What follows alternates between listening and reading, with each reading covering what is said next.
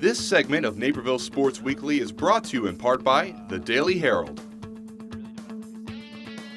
Well, Neuqua Valley Girls Swimming and Diving Coach Brandon King, this is the time of year you guys have been kind of waiting for all season. We're the week of state. How do you kind of keep these girls prepared as we look forward here a couple days down the road? You know, what we've been doing all season, we've been talking about the state meet. We've been gearing up. Even the week of sectionals, we've been talking about how we're just trying to get our state cuts. So mentally, I think I've tried to get them only, emotionally up for the state meet, where, a lot of teams, even if they aren't really tapered, they might emotionally get too up for the sectional meet and swim a little too fast.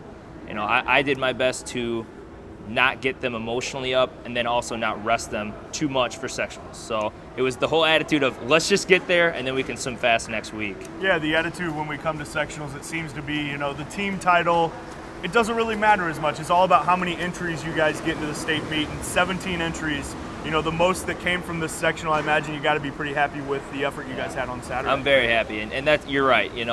Winning sectionals is not that big of a deal. I told my girls I'd rather win conference than win sectionals. Conference is a little bit more of a meet that you'd want to win. Sectionals, it is a qualifying meet, and that's how I looked at it. It's if we can qualify more people to state, that's a better chance that we're going to score more points at the state meet.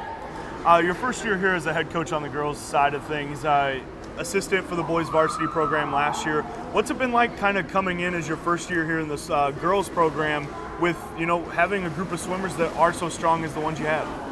I think, coming in, that definitely made me a little nervous. Knowing more people, being there last year a little bit with the boys, that, kind of eased the nerves a little bit. But, I knew that it was a good program just from being here last year, and I think that made me more excited to come and coach this team because I knew that I had to be, ready to go every day with good practices, helping them motivate them to swim faster in practice and really get after them to make them better swimmers. What's the pressure that comes with that, though? The pressure is really how you're going to do at the end. And, I try not to think about it because if I think about it too much, it will kind of eat away at me. So, if I let I could think about that all season long. All that matters is state, all that matters is state. Well, that might be true, but I really haven't thought about it too much until right now. Now I'm saying we have to perform, and I think we will. With what we've done, it's really, it's going to happen. It's definitely that time of year. Gia De Lissandro, fourth in the state as a backstroker last year, also very successful in the freestyle, but She came to you before the season, wanted to switch things up a little bit, and she's really succeeded at the 100 fly to the point where she has one of the best times going into the state meet. What does that say to her about her strength as a swimmer? I think that she really, after the state meet last year, realized, how good she could be. And I think that she's pushed herself at a different level this year, knowing that she wants to compete with some of the best swimmers in the state and that she is one of the best swimmers in the state. And when she said to me, I want to swim the 100 fly instead of the 100 free, because I knew her mind was in it and she was just going to swim faster. And that's what she's done all season long, and I think we're going to see that even more so at the state meet.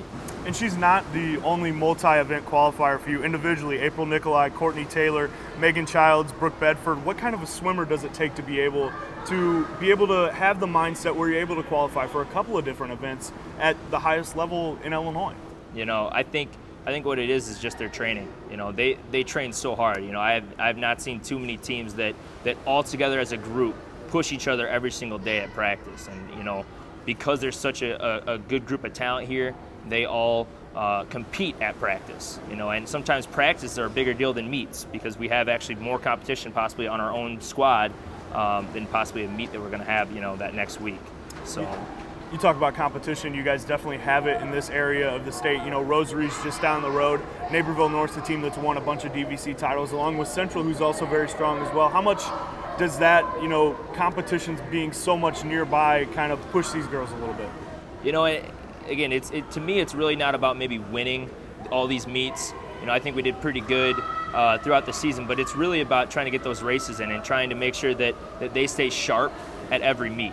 Whether it's going to be a team that we're really competing against, trying to beat them maybe in that meet, but there's always a race. There's always someone on another team that's going to give our girls a good race, and that's what's going to affect them towards state meet. When they're down to the wire and it's them or someone else.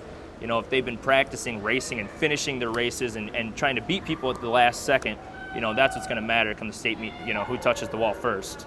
Do you think maybe the experience of, the sectional here last weekend, it was really one of the top 2 fastest in the state, considered to be, one of the ones where we're going to see a lot of state finishers, state medalists come out of this meet.